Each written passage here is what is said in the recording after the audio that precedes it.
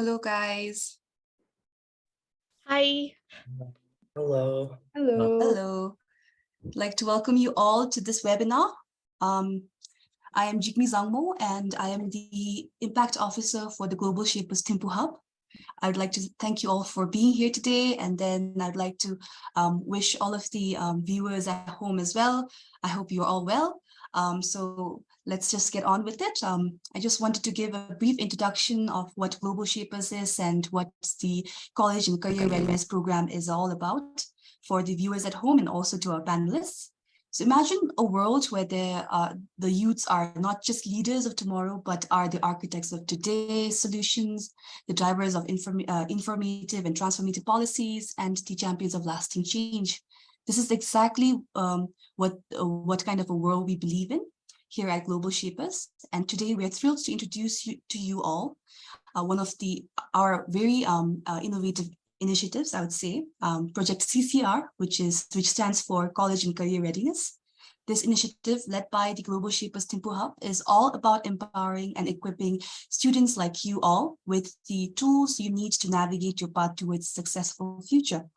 So we're just not here to talk about career readiness. We are also going to dive into the world of community engagement and discovering how you as young leaders can be the driving force behind transformative change within your communities. In this webinar, we will be exploring one such opportunity available for grade 9 and 10 students, the opportunities at the United Worlds College, and how you can leverage on this opportunity. So this is just the beginning of an engaging web series designed exclusively for you all, our ambitious audience. Buckle up because we are unleashing a stream of exciting webinars in the future as well, packed with invaluable skills, knowledge, and opportunities to propel your career and towards a really successful college experience. So now let's get the ball rolling. It's time to meet our esteemed panelists, the trailblazers who will guide us on this remarkable journey in this webinar today. And each of you guys will bring a very unique perspective and boundless passion for empowering young minds. So before that, I would like to hand over the floor to Kanchan. Kanchan, could you please introduce yourself? Kanchan is actually the co-host as well, so we will be delivering this webinar together. Kanchan, the floor is yours. Thank you, Jimmy. So hello, everyone. My name is Kanchan Kumari, and I completed high school last year, and I took a gap year. So the most productive thing that I did during my gap year was to be a part of Global Shapers Thimphu Hub. And as a shaper, I have been working with this project known as CCR, College and Career Readiness. So CCR actually started during the COVID year in 2020. And though I wasn't a member of CCR back then, I and Jimmy, we joined CCR together, in fact, like last year in November. But when I look at the history of CCR, so our senior shapers, they realize that there's an issue in the community, and that issue is unemployment. And one reason why there's unemployment is young people do not have the skill set which are required by the job market. So in order to help cure this issue, our outgoing curator, Sri Janagiri, she came up with a series of webinars back then when even the schools were closed and people were at home. So she had to do everything online. And if you check our YouTube channel, you would find a lot of workshops which were conducted to provide skill sets to young people. And those skill sets were related to college and career readiness. And when I and Jimmy, we joined this Hub and the CCR project, we mutually agreed that there is lack of information. Students, they have a dream, like they want to go to a particular place, but they do not know the stepping stones. And also when it comes to college and career readiness, we know, the participants, you have been studying abroad, you know that everything is holistic. Whatever you apply for, it is just based on holistic review. But people in, high school students in Bhutan have very less information on that. So I and Jimmy, we provided all this information, we compiled it in a single presentation, and then we reached out to different schools. So in our presentation, we basically had information on holistic review, how as a high school student in Bhutan, you can prepare to make your profile stronger for holistic review, which you would face in future. And our presentation, it was supported by the current activities which are happening around in Bhutan. And by that, I mean the scholarship department in Bhutan, before, like till last year, they would choose students based on their grade 12 scores. But now if you look at the criteria, they have three criteria. First, of course, the mark sheet of grade 12, but along with that, they ask you to submit certificates of different extracurricular activities you have done during your school years. And they all students need to go through an interview as well. So we were talking about all these things in our presentation, and of course, the response that we have received from students and teachers and principals, they are liking the presentations and they find it very informative. So now how we actually came about with this UWC webinar. So I knew about UWC. Of course, I have not studied there, but I have friends who have studied there and I had like good amount of information. So I used to talk about UWC, the scholarship opportunity for class 10 graduates in the workshop that we conducted. So the very recent school that we visited was Zulekha Middle Secondary School, and we had 200 plus students. And I asked them, how many of you know about UWC or United World College? None of them knew about it. And you know, the participant, that UWC is a big opportunity and YDF gives like 2 fully funded scholarships, but students don't know about it. So I gave them a brief introduction about UWC. I shared a few things, and then we thought about bringing this webinar and inviting Bhutanese students, you people, because you have studied in Bhutan till grade 10, and then you got this scholarship, now you're studying abroad, you're representing your country. And if you come together and share your experience, we felt this will definitely motivate students, and also they will have this whole video, a very informative place for them. If they want to know about UWC, how to apply, how to fulfill the criteria, they just need to watch this video. So yeah, that's the whole history and what we have been doing. So yes, I'm done with my introduction. I've introduced why we are doing this webinar. Now I'll pick one of you to do the introduction. So I want Jitsen to do her introduction. Thank you. I'll start off by introducing myself. My name is Jitsen, and I currently study at the Li Po Chun United World College in Hong Kong. And just to give a bit of background information, before I went to LPC, I studied at Yangshipu Higher Secondary School here in Thimphu, Bhutan. Jitsen, you can pick someone to do the introduction. Pende, would you like to go next? Yeah, of course. My name is Bende Singh. I am currently studying at Mahindra United World College in India. And before leaving for UK, I studied most of my life through school. And before I left, I also studied Bhutan. Sabine is left. Yeah. I'm Sabine, and I studied in the United World College of Thailand. I recently graduated, and from this fall, I'll be joining Trinity College in Connecticut, United States. I just got my visa as well, so I'm just ready to fly there as well. And before there, I was studying here in Samti only. Thank you for your introductions. So I want all the participants, the 3 UWC students and 1 alumni and 2 students. So I want you to describe UWC in 1 sentence. So let's start with Sabine. I would say UWC was a very unique, and I think the best word that could describe my experience would be transformative, because I think the change that I have undergone, like before joining UWC and after what I am right now, I think this transformative change has been very successful to me. Like I always say that if I didn't go to UWC, I don't think I'm in capable position to go to United States right now. Like I think the acceptance that I got, the confidence that I have received from United World College is just on another level. Okay, can we have Jitsen next? For me, UWC would be about meeting new people and learning and experiencing new things. And most importantly, about pushing myself out of my comfort zone and my boundaries. Okay, thank you. Pende, your turn. Yeah, I agree. Both of them. For me, UWC is so diverse and change-filled that ever since I went to UWC, I see so much change in myself, and I feel really ready to show the world how much I've changed, essentially. So I think it's very change-driven. Okay, thank you for describing UWC. And since this whole webinar is about UWC, we need to introduce what UWC is in a very simple word. because we have middle school students who would be watching this. So when I introduce UWC, I normally tell them that United World College is basically an international high school for grade 11 and 12. And in this school, they teach you an international curriculum, which is International Baccalaureate. So we will go in depth about IB later in this webinar. So Pende, you had actually volunteered to talk more about what UWC is. So would like to continue? So yeah, UWC is essentially a global movement that seeks to use education to sort of unite nations, countries, and people in a very sustainable manner. So with this in mind, the founder of the UWC, Gert Hahn, founded the first UWC in 1962, with the first school being in the United Kingdom.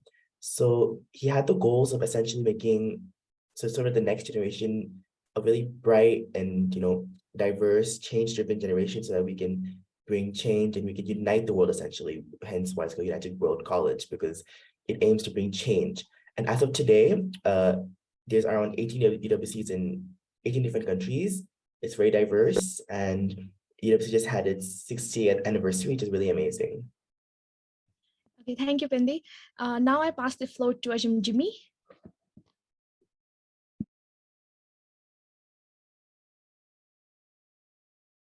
Yes, can you all hear me?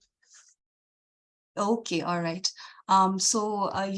Thank you so much for sharing what UWC is, and then making it a little bit more coherent for our audience members to actually understand the concept and the opportunities that are going to be present in the school. So my question would be, why, I'm sure that most of you all studied in Bhutan for some time, right? Majority of your schooling has been in Bhutan before you moved to UWC. So how was the UWC experience different to studying in Bhutan, and what do you think are some of the advantages that you have?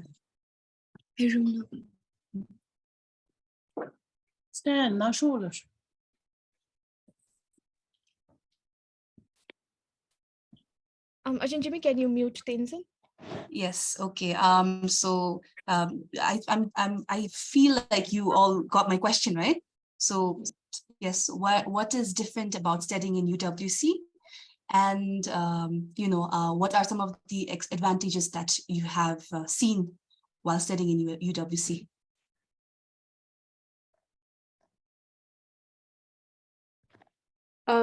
For me, I feel like obviously, first of all, the curriculum would be something that's very different.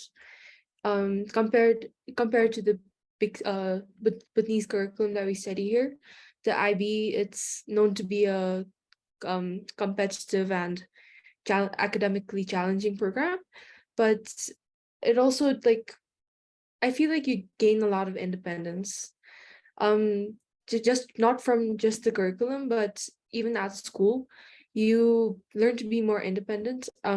Well, this again differs because some people may have experienced being in a boarding school before here in Bhutan, but still, I feel like it's very different because you're just surrounded by so many different people from, for example, in LPC, we have people from over 90 different nationalities in one school. And so from that, you learn a lot about different perspectives and opinions. And the main thing is I feel like it just gives you a broader perspective, and it helps you know a lot more about not just people around you, but like even from different countries and things like that. Thank you so much, Jitsun. Thank you for sharing your opinion on this. I believe that Tenzin is here with us. So if Tenzin would like to introduce herself as well.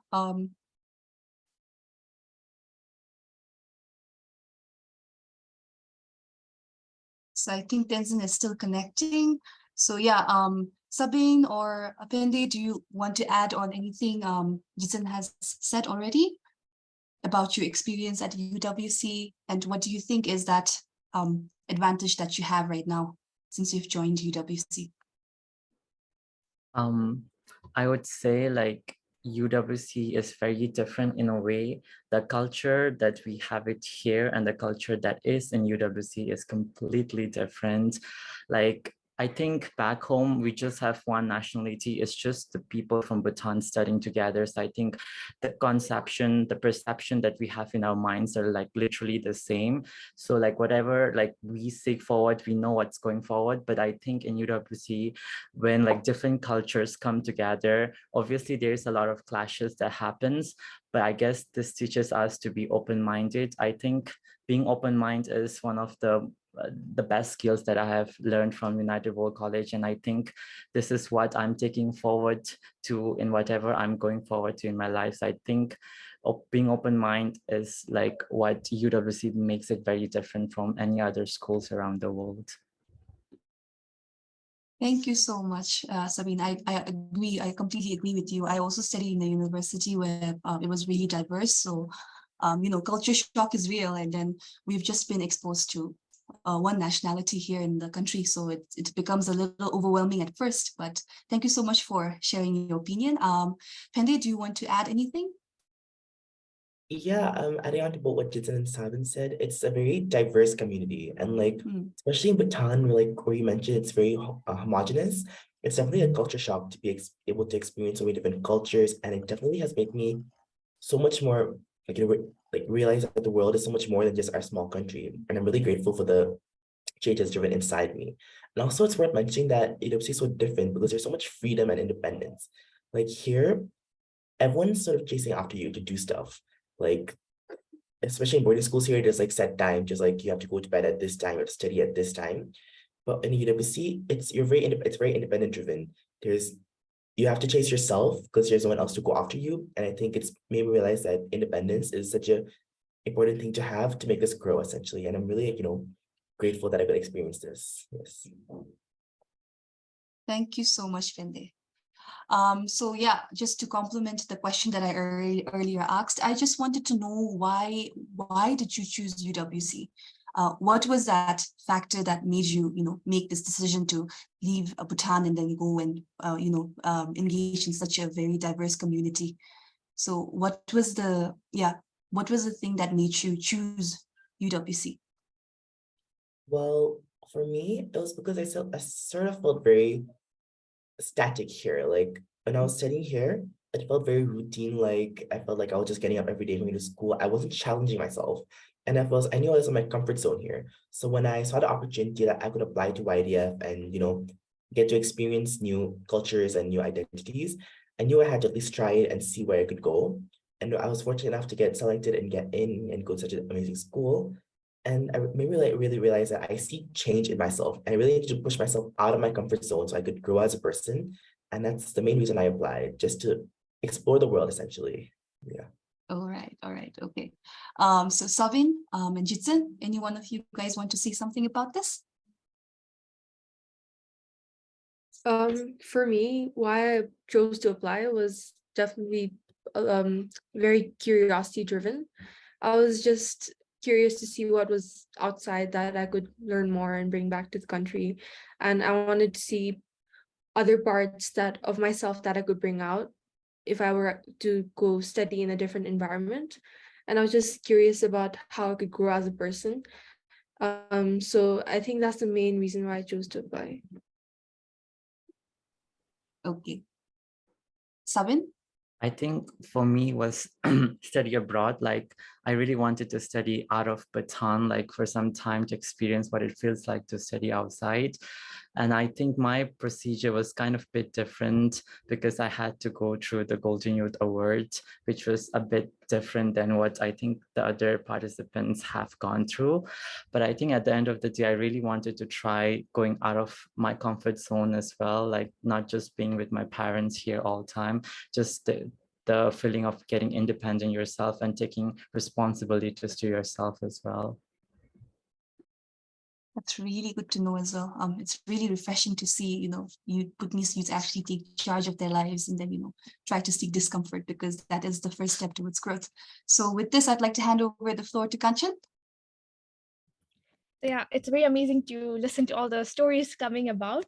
So yeah, next I would like to ask about your UWC application process, if you could share about the UWC application process. But before that, if you could also share, how did you find out about the scholarships available in Bhutan, and how was the whole application process, and what are the criteria?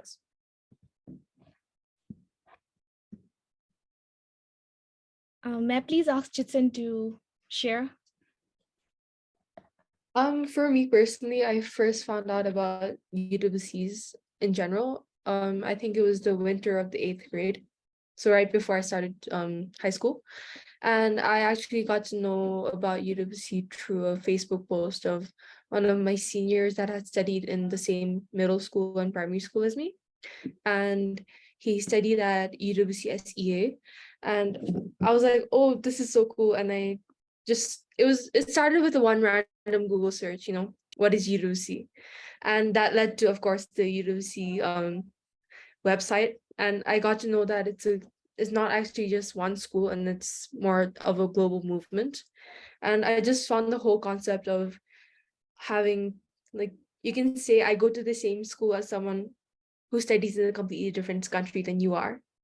And just the whole UWC movement about uniting nations and people, but also through a more sustainable manner, I felt like it's aligned a lot with the values that we hold here in Bhutan about sustainability. And I found it really cool. And upon like further from my curiosity, I just dove deeper into how I could apply. And I found out that through YDF provides scholarships to UWCs every year. And so for the next 2 years, it became my goal to apply to UWC after I completed 10th grade. And yeah, for the application process, it honestly, I think it depends from year to year, but the general structure is the same. Actually, Pende and I applied during the same batch, so I think he can share a bit more on this too. But for us, how it worked was we firstly had to submit our application. So there was a UWC application form where they firstly asked us our general information, like our name, date of birth, etc. And we also had to answer a few short essay-based questions, and just so they can get to know more about us. And also we had to provide some supplemental things. For example, if you had any achievements, like certificates and things like that. And so then you get shortlisted based on that. And for the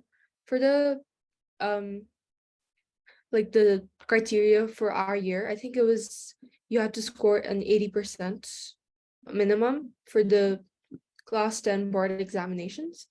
And there were a few other requirements too, but I think the biggest cutoff point was the academic scores during that time.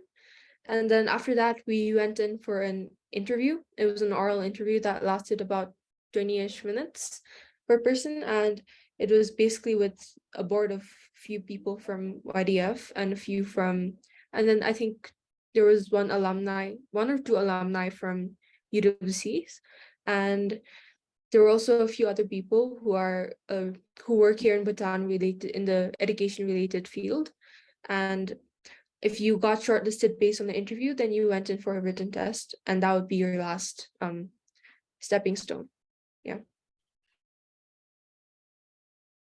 Yeah, I think Jitson explained that quite clearly. Personally, for me, I discovered UWC because I was fortunate enough to know someone who went to UWC, and he told me to apply there.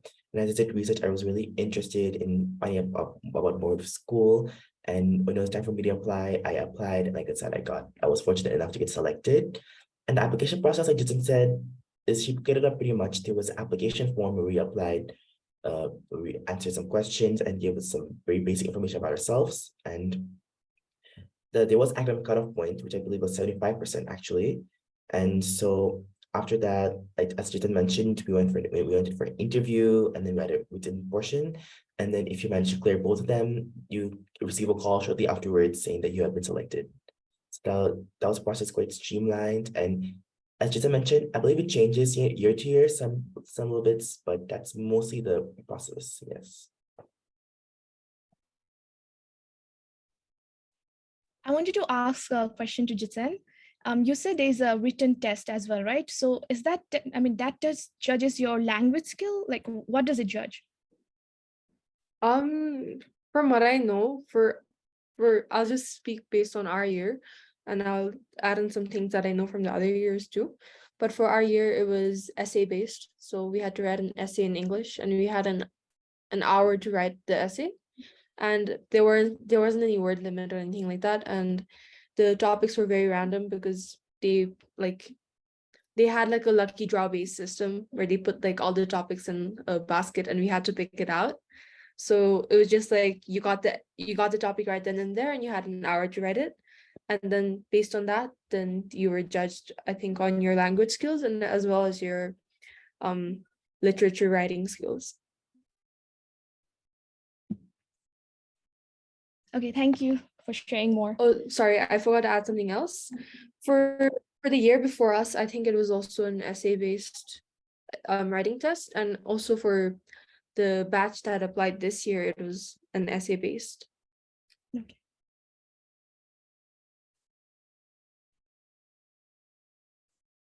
Thank you so Ajum, much for Jimmy? sharing. Yes, I'm here. Uh, Yeah, thank you so much for sharing the application process. I think this will actually help the students that are interested in UWC to prepare beforehand what they have to do and anticipate some of the steps that you've already mentioned. So thank you so much for sharing. So in complementary to the question asked by Kanchan earlier, I just wanted to know that there are a lot of academic opportunities that are offered in UWC, as you've mentioned earlier. But I also wanted to know what are some of the resources available for the UWC scholars to help them with their personal development. It can be, resources related to extracurricular activities, scholarships, mentorships. So is there anything like that?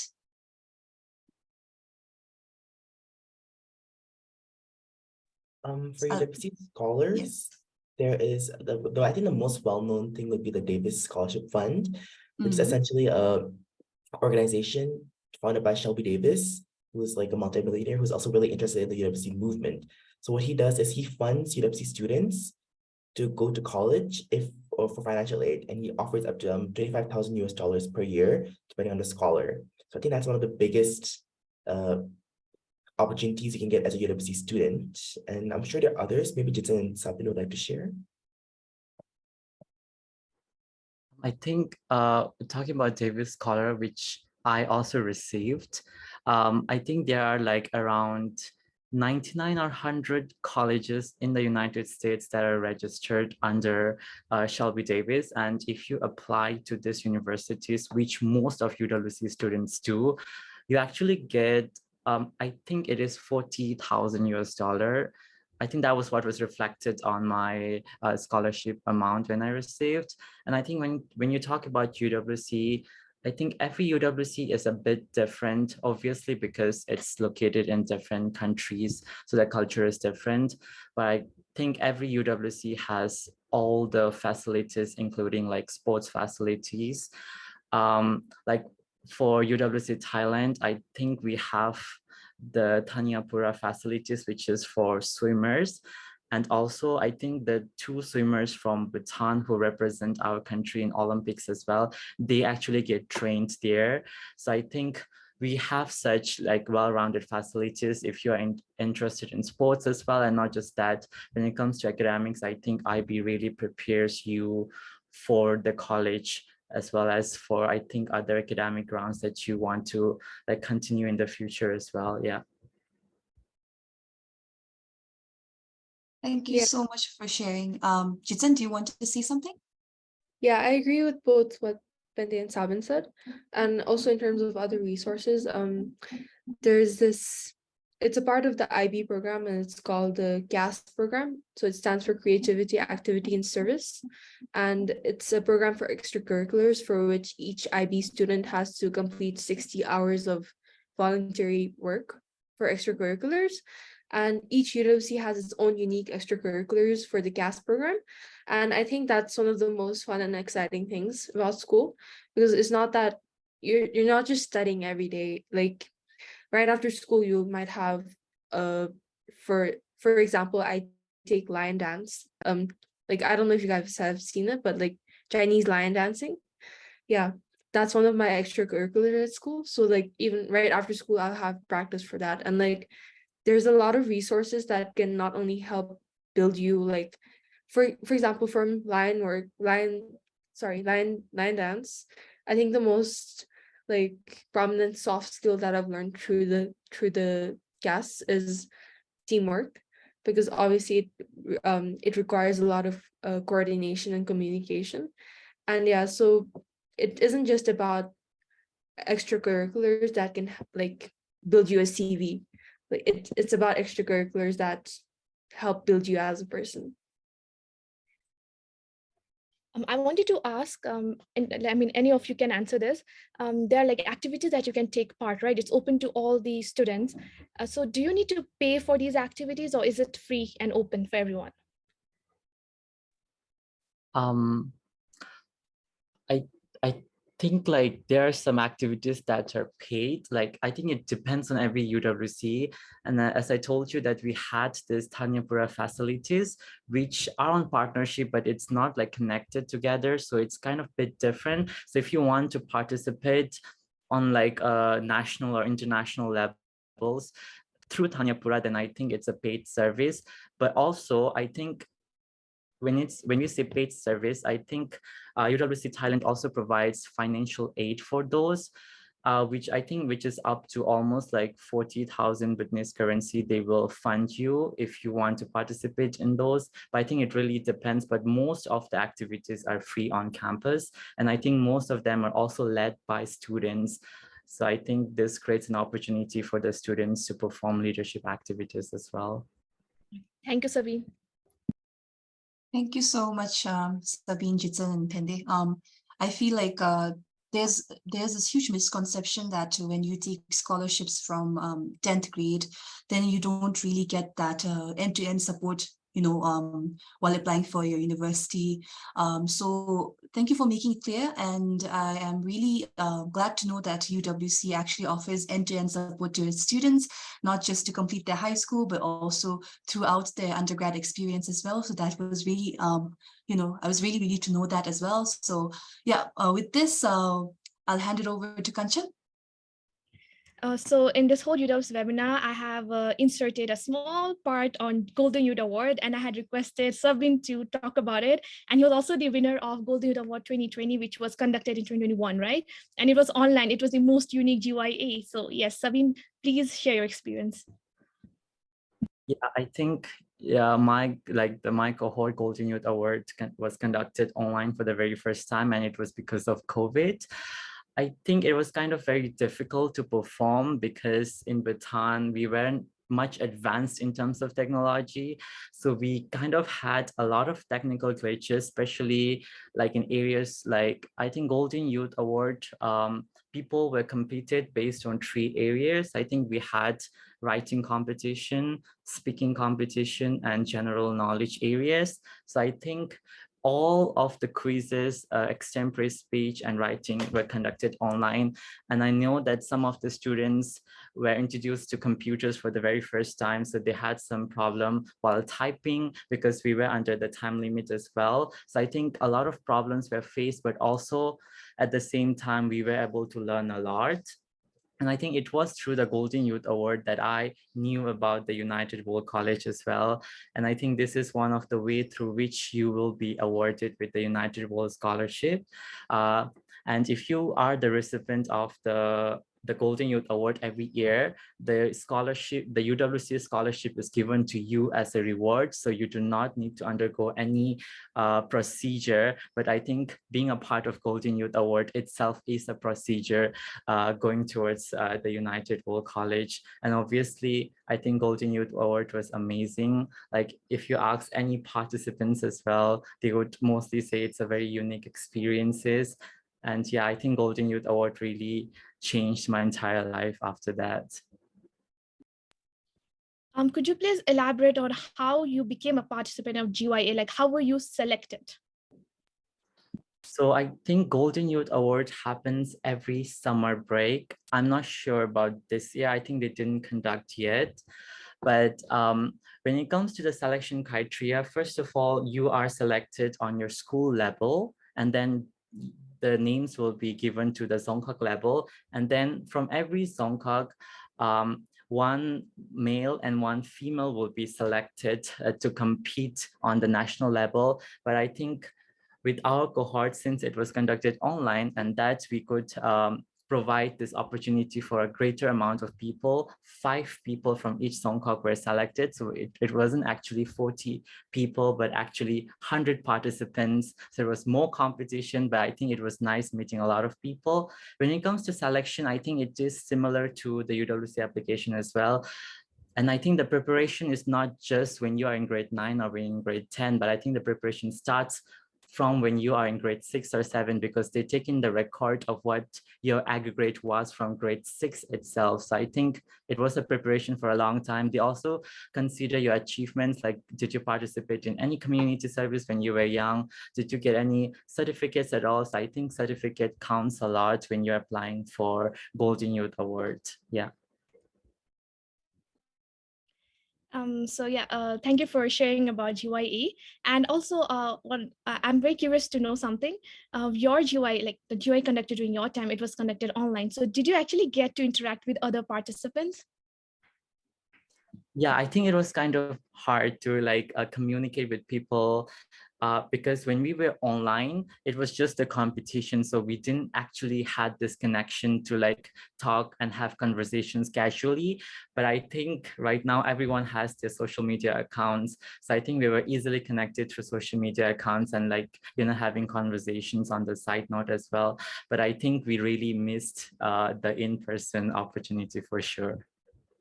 Okay, thank you so much, Abhin, for sharing your GRE experience. And I asked you to elaborate more on the criteria and the selection process so that it will help other middle school students or maybe even primary school students so they can start preparing early. And by the time they actually apply for GYA, they know what are the things required.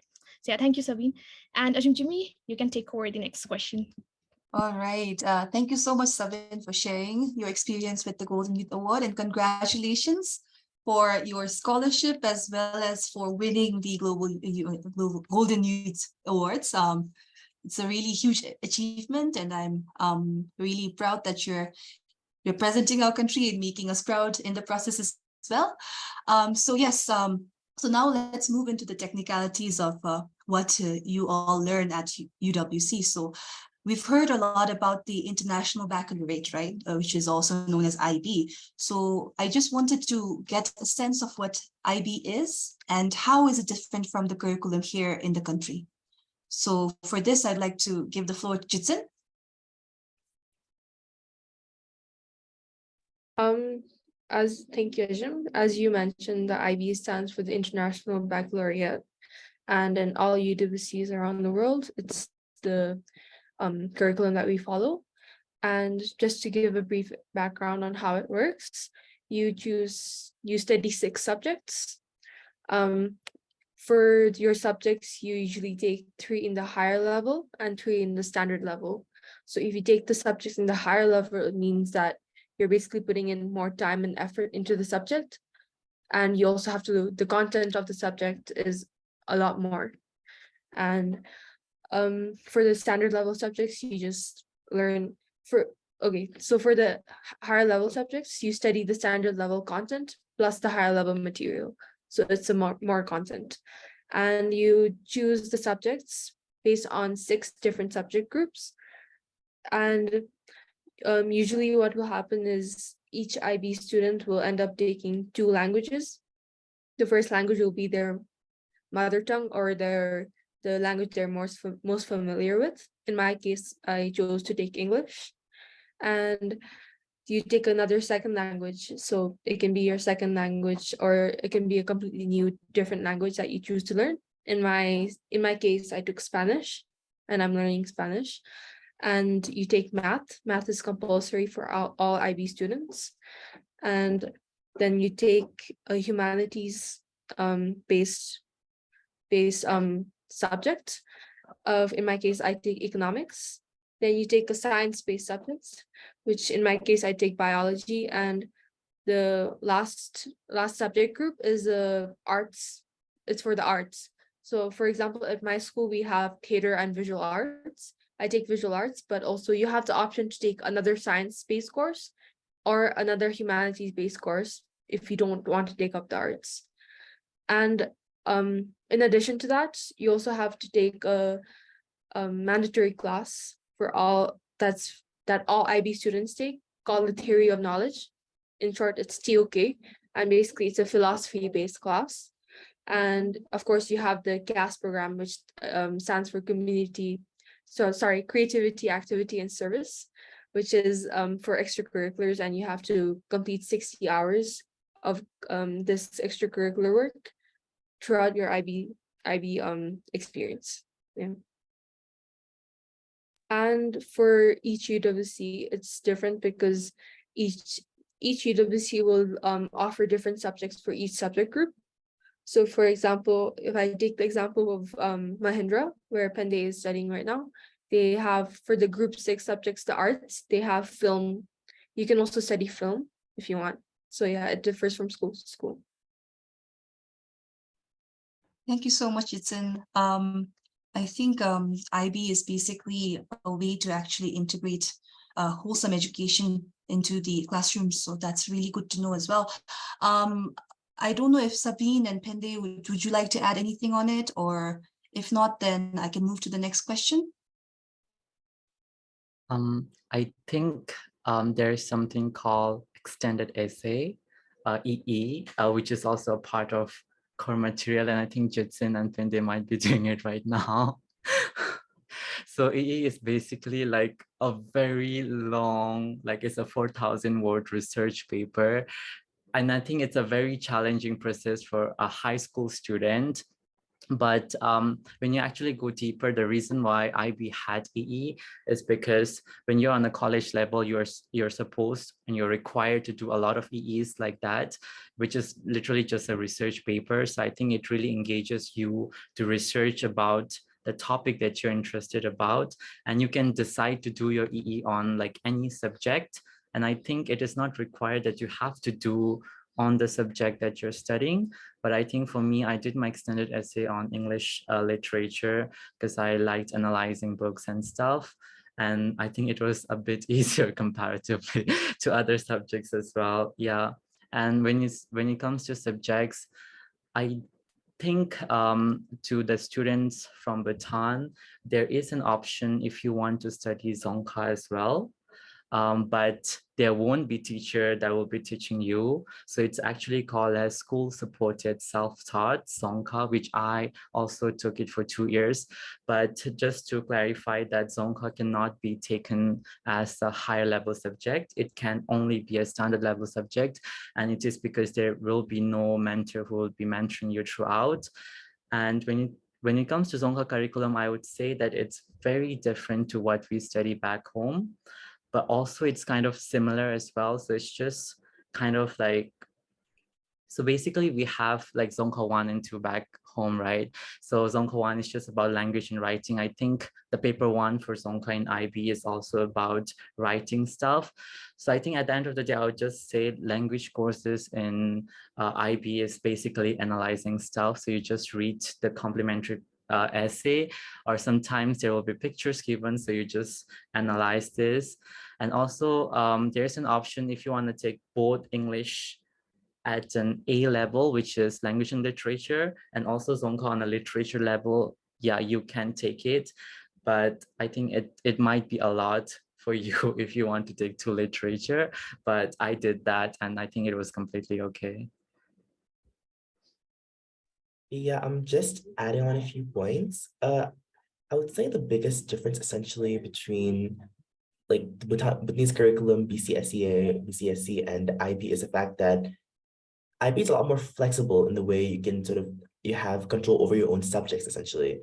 So for example, here I would have never imagined being able to take a subject like theater, which I love so much, because especially like in grade 11 and 12, you get sorted into arts, science, and stream, commerce, which is really rigid in a sense. And I feel like this sort of lack of rigidity in the IB is what makes it so unique from different BCSE subjects. But other than that, I would say the curriculum is also pretty similar. You study a lot. We also have like final exams, which me and Jason will be doing in May 2024. And other than that, it's pretty, there's some similarities also, like both can be very academic based at times. But other than that, I would say that the biggest difference is, again, the flexibility in the IB and the fact that it's very independent driven, because you have to do a lot of self-research. You have to like look out for yourself essentially, because like I said, teachers will not be going after you essentially to do your work. But yeah, that's it. Yeah, I agree. And also, I feel like a lot of assessments are based on like how well you can. It's not just about memorizing a textbook and going into a examination, because the style of questions that they ask in the IB is far different from the style that they ask here in Bhutan. Because for here, we can obviously see that a student can easily memorize a whole textbook, go into the examination and score a perfect 100. That is not the case for the IB. I think from learning the IB, I can take the example of biology. For biology, when I studied it here in the 9th and 10th grade, I found that it had to do a lot of memorization. But for the but obviously when I tried that method for during like the first few tests that I had for the IB back in school when it just started, that method obviously didn't work, because what they were expecting from me was far different from what I had just memorized. So it has to do a lot of actually understanding the concept and applying it in different situations and things like that. So I think in terms of that, it's hard to compare because it's just so different. But like Pende said, there are a lot of similarities based. It can also be of like obviously there's a few topics that I've already learned here that I'm learning again and things like that. But overall, I feel like it's quite hard to compare just because the two are so different. Thank you so much. Thank you so much for sharing your experiences and, just the technicalities of what the IB is. And I feel like, a lot of, I think there are a few government reforms, educational reforms going on in the country as well, that is going to help Bhutanese education system transition towards a more IB focused curriculum. So we're looking forward to that, I guess, because IB sounds amazing, and I feel like Bhutanese students will actually have a really, really good holistic education if this is being implemented in the country. Okay, so with this, I'd hand over the floor to Kanchan. So our next topic of discussion is going to be about how UWC actually helps you in university application. But till now, you have been sharing a lot of activities that you do at UWC, and it's very obvious that within the 2 years of the IB course that you take at UWC, it helps you prepare holistically, and ultimately that helps you with your university application as well. So may I please ask, especially Sabine, because he's done with IB, he has been accepted into university as well. So could you please share how UWC helped you in getting into a US university? I think, first of all, the tag of UWC actually really helps if you're applying to any Davis school, because what I've heard is they really consider UWC applications in a different way. Like they segregate UWC applicants from the rest of the applicants while they're actually reviewing the applications. So I think being a UWC student, first of all, I think just having a tag really helps. And also because we are doing one of the very rigorous program, that is International Baccalaureate Diploma Program, which most of the professors and I think the counselors there do know how like rigorous this program is. I think doing this program actually helps us like stand out from rest of the students who are just doing their curriculum from back home.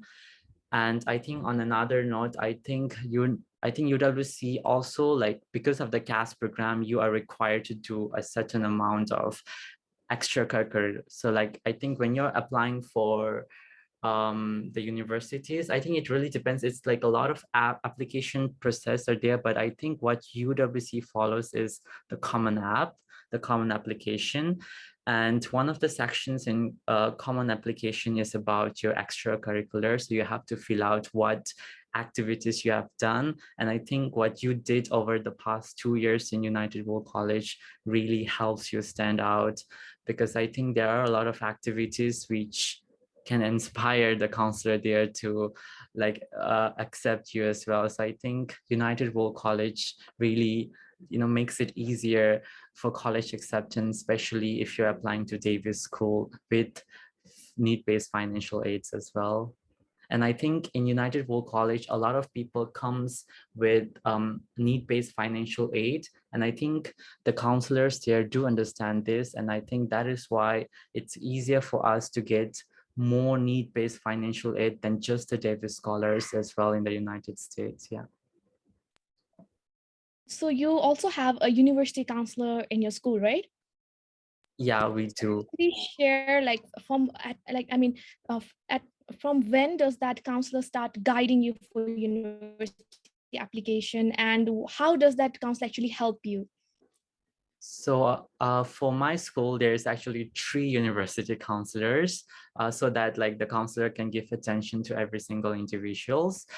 I think the university application actually starts from year 1 itself.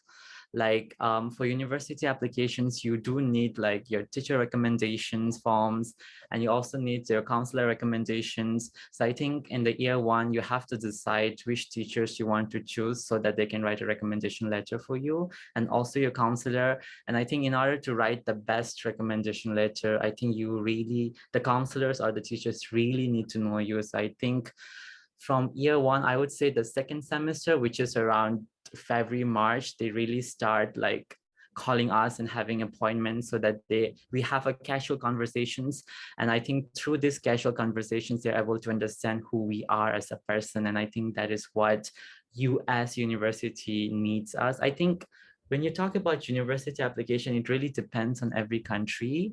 Like I know in UK, your extracurriculars does not really matter. It's just your marks, like it's literally just your mark sheets.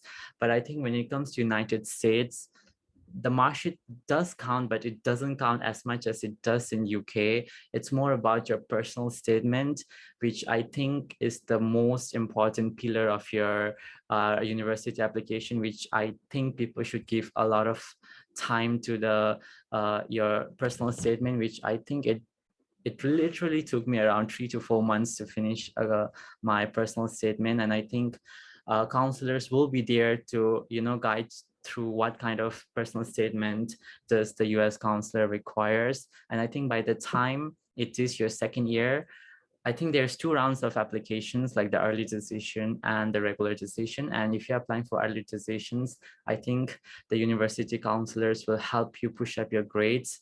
Like they will help you tell if your grades are not enough for the particular university that you're applying to and what you can do for it. So I think counselors are very supportive.